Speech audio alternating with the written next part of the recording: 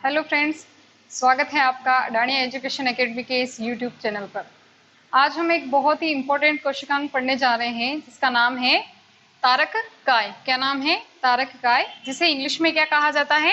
Centrosome कहा जाता है।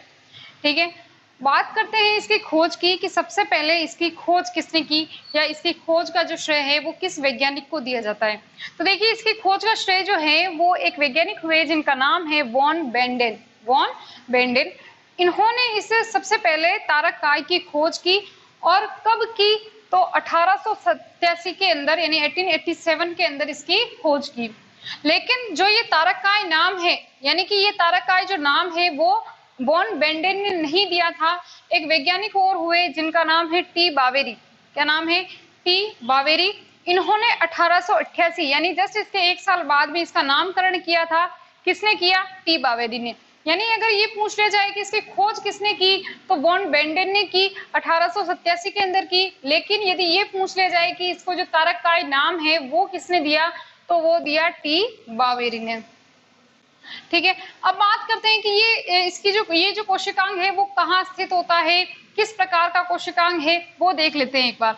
तो देखिए कि ये एक झिल्ली रहित कोशिकांग है। कैसा कोशिकांग है? ये एक झिल्ली रहित कोशिकांग है। जब हमने राइबोसोम के बारे में पढ़ा था तब हमने देखा था कि जो राइबोसोम है वो भी एक प्रकार का क्या है? झिल्ली रहित कोशिकांग होता है।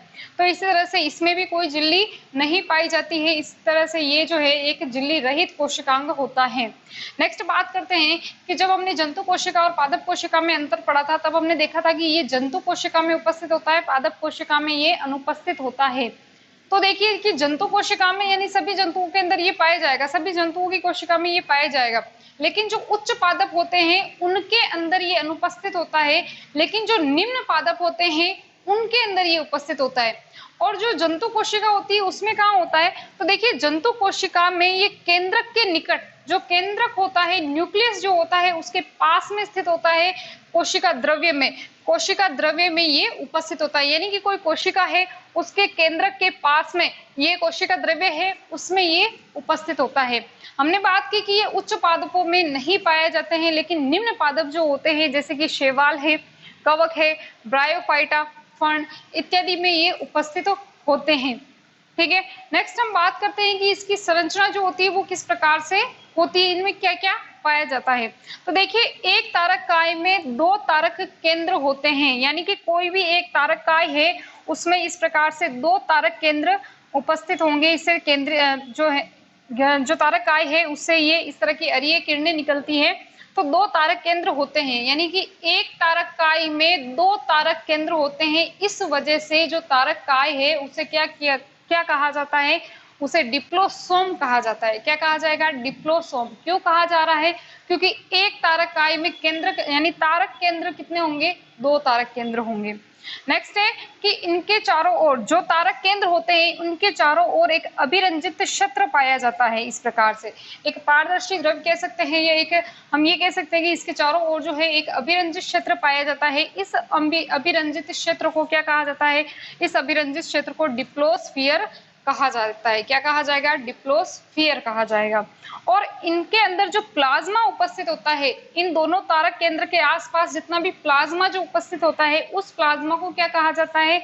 उस प्लाज्मा को कहा जाता है काइनोप्लाज्मा। क्या कहा जाएगा? काइनोप्लाज्मा। अब बात करें कि जो तारक केंद्र हैं, बहुत बार क्वेश्चन पूछ लिया जाता है कि तारक केंद्र में क्या क्या उपस्थित होते हैं, क्या क्या पाए जाते हैं। तो देखिए, ये जो तारक केंद्र है इसके अंदर क्या उपस्थित होंगे? तो देखिए, इसके अंदर डीएनए पाया जाता है, आरएनए और प्रोटीन पाए जाते हैं। बात करें डीएनए की कि डीएनए कैसे होता है, तो देखिए डीएनए जो होगा वो नेकेड होगा, यानी नग्न होगा। और ये कैसा होगा? द्विरज्जुकी होगा, द्विरज्जुकी होगा। और इस डीएनए के बारे में सबसे पहले किसने बताया कि ये जो है इसमें तारक केंद्र के अंदर उपस्थित होते हैं? तो दो वैज्ञानिक हुए जिनका नाम है, एक तो रेंडेल और एक है डिस्प्रे। डिस्प्रे और रेंडेल ने सबसे पहले ये बात बताई थी कि जो तारक केंद्र है उसमें क्या उपस्थित होते हैं? डीएनए उपस्थित होते हैं। तो यहाँ से ये क्वेश्चन बन सकता है कि तारक केंद्र में क्या क्या पाए जाते हैं। तो तारक केंद्र में डीएनए, आरएनए और प्रोटीन जो है वो उपस्थित होते हैं। चलिए अब बात करते हैं इसकी संरचना की, कि जो तारक काय है उसकी संरचना जो होती है वो किस प्रकार की होती है, इसकी संरचना में क्या क्या उपस्थित होते हैं। तो देखिए ये जो होते हैं, यानी कि ये जो तारक काय है वो कैसा है, तो देखिए तारक काय जो है एक खोखली और बेलनाकार संरचना होती है। ये खोखली होती है और बेलनाकार, बेलन के आकार की ये संरचना होती है। और ये कैसी होती है, ये कार्ट व्हील स्ट्रक्चर, यानी कि बैलगाड़ी के पहिए के समान जो है इसकी आकृति होती है। अब देखते हैं कि इस आकृति में क्या क्या उपस्थित होते हैं। तो देखिए प्रत्येक जो तारक काय है, प्रत्येक तारक काय जो है वो 9 परिधीय तंतु का बना होता है। 9 परिधि, यानी परिधि की उपस्थित, इसके 9 परिधीय तंतु उपस्थित होते हैं। जैसे कि हम यहाँ पर बात करें कि ये इस प्रकार से, ये मैंने नंबरिंग की कर रखी है 1 2 3 4, इस प्रकार से 9 परिधीय तंतु, ये पूरा का पूरा एक परिधीय तंतु हो गया, ये दूसरा हो गया। इस प्रकार से 9 परिधीय तंतु जो है इसमें उपस्थित होते हैं। ये जो 9 परिधीय तंतु है वो किसके बने होते हैं, कभी कभी क्वेश्चन पूछ लिया जाता है कि जो तारक काय होता है इसके अंदर जो 9 परिधीय तंतु होते हैं वो किसके बने होते हैं। तो देखिए जो 9 परिधीय तंतु जो होते हैं वो ट्यूबुलिन प्रोटीन के बने होते हैं। किसके बने होते हैं, ट्यूबुलिन प्रोटीन के बने होते हैं। नेक्स्ट हम बात करते हैं कि ये जो 9 परिधीय तंतु है, फिर से यानी कि इसमें क्या है, ये एक परिधीय तंतु पूरा हो गया, तो ये परिधीय तंतु में और क्या उपस्थित होता है, तो इसके अंदर यानी प्रत्येक तंतु जो है फिर से 3 सब ट्यूबुल्स का बना होता है। कितनी ट्यूबुल्स का, 3 सब ट्यूबुल्स, यानी इस प्रकार से 1 2 और 3 सब ट्यूबुल्स जो है इसके अंदर उपस्थित होती है। और इन्हें क्या कहा जाता है, इन तीनों सब ट्यूबुल्स को, यानी इन्हें इसलिए क्योंकि इसके अंदर 3 सब ट्यूबुल्स है इसलिए इन्हें क्या कहा जाएगा, इन्हें कहा जाएगा त्रिक या ट्रिपलेट कहा जाता है। क्या कहा जाता है, त्रिक या ट्रिपलेट कहा जाता है। और इसका जो व्यास होता है वो कितना होता है, तो इनका व्यास जो होता है वो 250 एंगस्ट्रॉम का। यहाँ पर इस प्रकार से एक सब ट्यूबुल बनी हुई है, तो इनका जो व्यास होता है वो कितना होगा, 250, यानी इसका जो ये व्यास होगा वो कितना होगा, 250 एंगस्ट्रॉम का इनका व्यास उपस्थित हो, इसके अंदर जो है व्यास होता है। नेक्स्ट हम बात करते हैं कि ये जो ट्रिपलेट है, जैसे कि ये 1 2 3, तो इनको नाम क्या दिया गया है, इनको नाम दिया गया है ए बी और सी। ए बी सी सब ट्यूबुल से जो है इनको नाम दिया गया है। देखिए जो इसमें भी जो ए सब ट्यूबुल्स जो होती है उसकी आकृति कैसी होती है, जो ए सब ट्यूबुल्स होती है उसकी आकृति कैसी होगी, इसकी आकृति जो है वो गोलाकार होती है। कैसी होगी, गोल आकृति की। और बाकी जो 2 बची है बी और सी, इनकी आकृति की अगर बात की जाए तो इनकी जो आकृति होती है वो कैसी होती है, प्याले नुमा, यानी प्याले के समान जो है इनकी आकृति होती है। प्रत्येक सब ट्यूबुल्स जो है फिर से 13 माइक्रो ट्यूबुल्स की बनी होती है, यानी कि ये एक सब ट्यूबुल्स हो गई, इसमें फिर से छोटी छोटी, इस प्रकार से छोटी छोटी जो है वो 13 माइक्रो ट्यूबुल्स होंगी, 13 माइक्रो ट्यूबुल्स होगी। इस प्रकार से यहाँ पर गिनकर माइक्रो ट्यूबुल्स बनाई गई है कि एक पूरी ये जो सब ट्यूबुल्स है इसमें फिर से छोटी छोटी जो है वो 13 माइक्रो ट्यूबुल्स पाई जाती है, माइक्रो ट्यूबुल्स उपस्थित होती है। नेक्स्ट देखते हैं जो ए और बी के मध्य 2 माइक्रो ट्यूबुल्स, यानी कि ए और बी के मध्य 2 माइक्रो ट्यूबुल्स और बी और सी के, क्योंकि ये आपस में जुड़ी होती है इस प्रकार से, तो इसकी 2 माइक्रो ट्यूबुल्स और ए और बी की 2 माइक्रो ट्यूबुल्स और बी और सी की जो 2 माइक्रो ट्यूबुल्स होगी वो दोनों उभयनिष्ठ होगी। उभयनिष्ठ का मतलब ये है कि ये जो 2 माइक्रो ट्यूबुल्स है वो ए और बी के मध्य की जो 2 माइक्रो ट्यूबुल्स है वो ए में भी उपस्थित होगी और बी में भी उपस्थित होगी, और बी और सी की जो 2 माइक्रो ट्यूबुल्स है वो बी और सी दोनों में प्रेजेंट होगी, इसलिए इसे कहा जाता है उभयनिष्ठ। नेक्स्ट हम बात करते हैं कि प्रत्येक त्रिक का सब ट्यूबुल ए आगे वाले त्रिक के सब ट्यूबुल सी से जुड़ा होता है। इस संरचना में हम देख सकते हैं कि जिस प्रकार से ये ए बी और सी है, तो इसका जो ये ए सब ट्यूबुल्स है वो अगली वाली संरचना के सी सब ट्यूबुल्स से जुड़ा होता है। इसी प्रकार सभी जो सब ट्यूबुल्स होगी इसी प्रकार से जुड़ी रहेगी। ए सब ट्यूबुल्स आगे वाले सी से, फिर से ए आगे वाले सी से जुड़ा रहता है, और इस प्रकार से जो ये कैसी संरचना बनाती है, कार्ट व्हील संरचना बनाती है, पहिए के समान, बैलगाड़ी के पहिए के समान संरचना बनाती है। इसके अंदर इस प्रकार की गोलाकार संरचना पाई जाती है, इसमें किसी प्रकार की सब ट्यूबुल्स नहीं पाई जाती है, और इस संरचना को कहा जाता है, सेंट्रल हब। क्या कहा जाएगा, सेंट्रल हब कहा जाएगा। इस सेंट्रल हब से 9 रेडियल स्पोक निकलती है। कितनी, 9 रेडियल स्पोक निकलती है। जो किससे जुड़ी होती है, इन्हीं सब ट्यूब्यूल्स से जुड़ी होती है। तो ये बात की हमने इसकी संरचना की कि इसकी संरचना जो होती है वो किस प्रकार से होती है, क्योंकि इसकी संरचना के बारे में भी कभी कभी क्वेश्चन जो है वो पूछ लिया जाता है। चलिए नेक्स्ट हम बात करते हैं कि जो तारककाय है, सेंट्रोसोम जो है, इसके कार्य क्या क्या है, इसके फंक्शंस देख लेते हैं एक बार।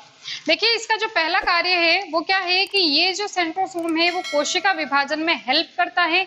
किस प्रकार से कि ये जो है उस समय कोशिका विभाजन के समय तर्कु तंतु का निर्माण करता है। क्या करता है? तर्कु तंतु का निर्माण करता है। जब हम पढ़ेंगे कि किस प्रकार से समसूत्री विभाजन होता है, अर्धसूत्री विभाजन होता है, तो उस समय जब गुणसूत्र बनेंगे, तारककाय जो है वो ध्रुवों पर चले जाते हैं, दो तारक केंद्र होते हैं वो दोनों ध्रुवों पर चले जाते हैं। इस प्रकार से उनसे अरीय किरणें निकलती है और इनसे जो है वो क्या बनते हैं, तर्कु तंतु का निर्माण होता है। गुणसूत्रों के द्वारा, गुणसूत्रों से जुड़ जाते हैं ये तर्कु तंतु और इस प्रकार से इनसे क्या होगा, तर्कु तंतुओं का निर्माण होता है। नेक्स्ट हम बात करते हैं कि जो शुक्राणु होते हैं, शुक्राणु जैसे कि हम पढ़ते हैं स्पर्मेटोजेनेसिस, शुक्राणु जन्म की प्रक्रिया में जब शुक्राणु का निर्माण होता है तो जो शुक्राणु की पूंछ जो होती है, शुक्राणु की जो पूंछ होती है, टेल जो पार्ट होता है इसका, इस टेल पार्ट में ये क्या करता है, अक्षीय तंतु का निर्माण करता है। क्या करता है? अक्षीय तंतु का निर्माण करता है पूंछ भाग में। और ये अक्षीय तंतु क्या कार्य करेंगे, ये अक्षीय तंतु इस शुक्राणु को गति प्रदान करने में सहायता करते हैं। हम जानते हैं कि जो शुक्राणु होते हैं वो चल प्रकार के होते हैं, यानी वो गति कर सकते हैं। जो अंडाणु होता है वो, जो कि मादा युग्मक है, वो गतिशील नहीं होता है, जबकि ये गतिशील होता है। तो ये गति किस प्रकार से करता है कि जो इसकी पूंछ जो होती है वो इसको गति करने में सहायता करती है।